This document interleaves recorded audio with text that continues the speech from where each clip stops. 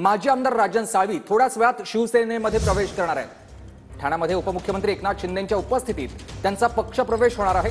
पक्षप्रवेशापूर्वी शिंदेंच्या निवासस्थानी सामंत बंधू आणि साळवींची एकत्र बैठक देखील पार पडलेली आहे। सामंत बंधूंकडून राजन साळवींच्या पक्षप्रवेशाचं स्वागत करण्यात आलेलं आहे। आम्ही सर्वांनी सांघिक निर्णय घेतला आहे अशी प्रतिक्रिया उदय सामंत यांनी दिलेली आहे। गिरीश गायकवाडचे सहकारी आपल्यासोबत थेट जोडले गेले ठाण्यामधून।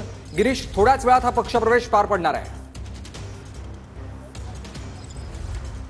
नक्कीच सुमित, आपण पाहतोय की लुईसवाडी या ठिकाणी सध्या राजकीय घडामोडींना वेग आलेला आहे, कारण कोकणाचे नेते लुईसवाडी या ठिकाणी दाखल झालेले आहेत। काही वेळांपूर्वी आपण पाहिलं की किरण सामंत जे रत्नागिरीचे लांजाचे आमदार आहेत ते सुद्धा या ठिकाणी दाखल झाले आणि त्यांच्यापूर्वी राजन साळवी जे शिवसेना ठाकरे पक्षाचे माजी आमदार होते ते आता शिवसेनेत प्रवेश करतात आणि त्यापूर्वी ते एकनाथ शिंदे यांच्या भेटीसाठी लुईसवाडी या ठिकाणी दाखल झालेले आहेत। या दोन्ही नेत्यांमध्ये सध्या चर्चा सुरू असल्याची माहिती मिळते।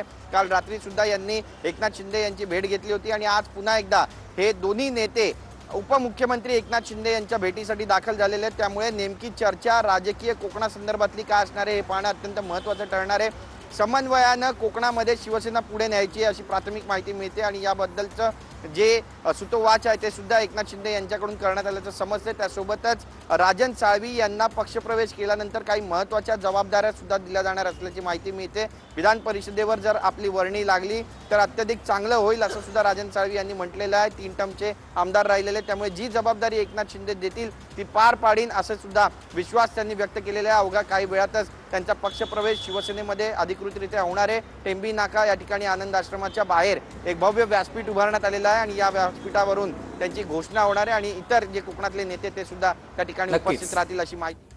धन्यवाद तुम्ही दिलेल्या सविस्तर माहितीसाठी।